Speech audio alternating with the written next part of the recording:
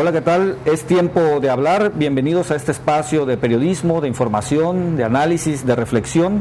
Nos vamos a estar encontrando cada martes a las 9 de la noche durante una primera temporada, los meses de abril, mayo y junio. Comenzamos.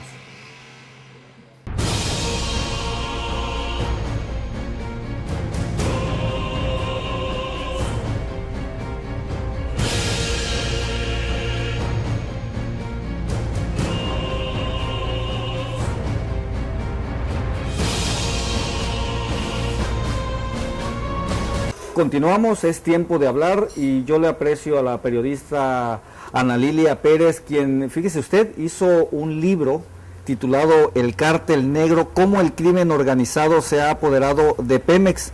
Un libro que más bien yo diría un documento, trae información valiosa sobre qué está ocurriendo al interior de la paraestatal. Esto documentado pues con información que obtuvo vía solicitudes de acceso a la información, pero también con una investigación pues a la que ella dedicó años y años. Este libro tiene un prólogo de Carmen Aristegui, publicado por Editorial Grijalbo, y yo te aprecio, Ana Lilia Pérez, que estés aquí en Tabasco y que aceptes la entrevista. Al contrario, Fernando, muchas gracias por invitarme a tu programa y sobre todo venir a Tabasco a hablar de este libro es para mí muy importante porque gran parte de la información tiene que ver con el estado de Tabasco, que vamos, la industria petrolera aquí ha sido pilar para el desarrollo de la entidad. ¿Es tu primer libro?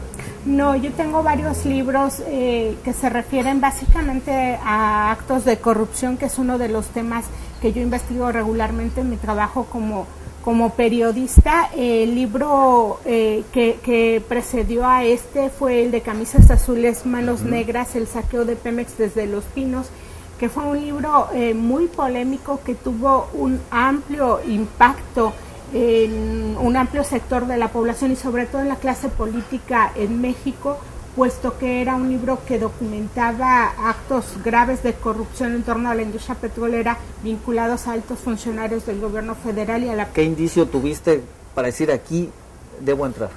En mi trabajo como reportera hago lo que se llama el periodismo de investigación, que es el buscar información veraz, de interés público, donde se puedan acreditar actos de interés público también.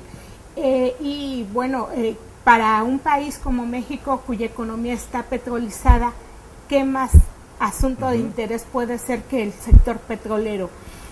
Para ningún mexicano es un secreto que en Petróleos Mexicanos ha habido malas administraciones, que ha sido prácticamente la caja chica del gobierno en turno.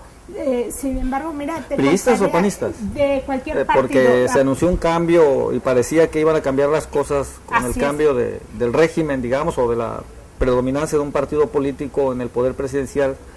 Y no ocurrió así, ¿es lo que me estás diciendo? Así es, y Fernando, el libro de Camisas Azules, Manos Negras es el origen de ese interés, y te contaré una anécdota que es muy significativa de donde al periodista le da la intuición de que tiene que investigar por ahí.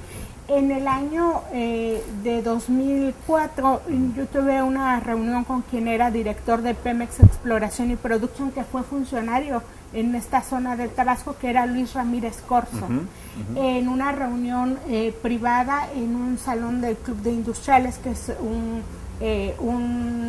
área de la zona de Polanco, del Distrito Federal, donde se reúnen los ejecutivos, los altos ejecutivos de la industria petrolera.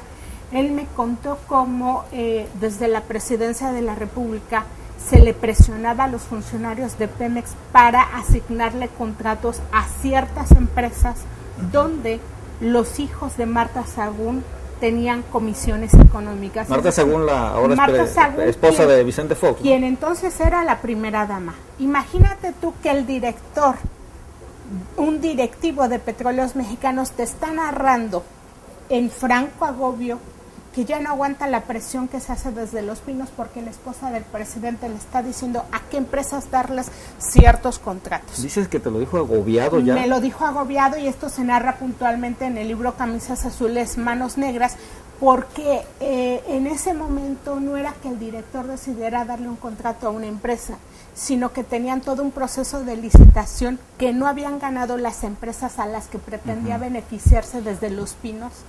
Y por un lado el director tenía a la Contraloría encima vigilando ese proceso, y por el otro lado tenía a la primera dama presionándole para que diera contratos a esa compañía. ¿Qué pasó con ese caso? Pasó. ¿Ganó la Contraloría, ganó el director o ganó Marta Sagún? Mira el efecto que puede tener la prensa en un caso de esa naturaleza.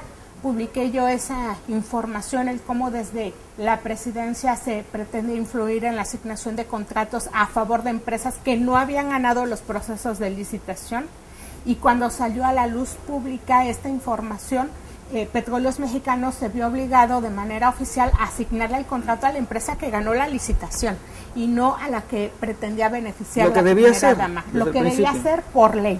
De manera que a partir de esto yo me puse a investigar la relación o la influencia que había desde la presidencia para favorecer a compañías en Pemex, y me encontré con casos, si tú recuerdas aquella investigación de los contratos de Juan Camilo Muriño con Petróleos Mexicanos, es un trabajo que yo publiqué en la revista Contralínea, que es donde me desempeño cotidianamente, y ahí fui sacando asuntos de esta naturaleza que tuvieron un impacto político muy fuerte, y que bueno, lo que yo me encontré fue una madeja de estructuras coludidas para beneficiarse con contratos de Petróleos Mexicanos. Eso te iba a preguntar, es decir, suceden casos de corrupción. Pemex no es la excepción, desde luego, por lo que nos narras, pero llega a tal grado que tú lo has definido como un cártel, el cártel negro. Yo te he referido lo que fue mi libro anterior, que es Camisas Azules, Manos Negras. Cuando realizaba esa investigación me encontré con la nueva problemática que se estaba enfrentando en las regiones petroleras, que eran casos desde el secuestro de trabajadores o funcionarios petroleros, desde la obligación que se estaba imponiendo ya a pagar extorsiones a estos trabajadores, desde las tomas clandestinas que se estaban generalizando en la industria petrolera, desde las investigaciones que estaban haciendo autoridades de Estados Unidos, la agencia antidrogas, donde se vinculaba ya algunas organizaciones del crimen mexicano con el sector energético. De manera que yo fui construyendo este libro que documenta cómo esas viejas estructuras de corrupción que conocíamos todos, que dieron origen a casos como el Pemex Gate, por ejemplo, donde se transfieren recursos de Petróleos Mexicanos vía el sindicato para pagar campañas políticas. Y cuando tú recuerdas ese caso del Pemex Gate, que fue un escándalo a nivel nacional, sí, claro, y lees este que libro, vinculaba al PRI, a las campañas políticas, fue para referencia del auditorio, el Pemex Gate fue cuando se transfirieron millones de pesos de Petróleos Mexicanos para sufragar la campaña de Francisco Labastida Ochoa, el candidato del PRI, a la presidencia de la República en el año 2000, y esta triangulación de recursos se hizo vía el sindicato petrolero, que hay que recordar que han sido estructuras básicamente vinculadas también al PRI, y que bueno, en este libro, por ejemplo, se documenta que una parte importante de la ordeña de hidrocarburos está vinculada a ese sindicato petrolero, y son las altas esferas de ese sindicato las que las están operando, y que la autoridad no puede hacer nada frente a ellos, no solo por el poder político que tienen, sino por la mafia en sí que representa el mismo sindicato petrolero. Es una de las madejas de este cártel negro. Hablas de secuestros, de extorsiones, de tomas clandestinas, de vínculos con el crimen organizado. Ahorita nos detallas más de esto. Vamos a una pausa, Ana Lilia. Vamos a una pausa, regresamos.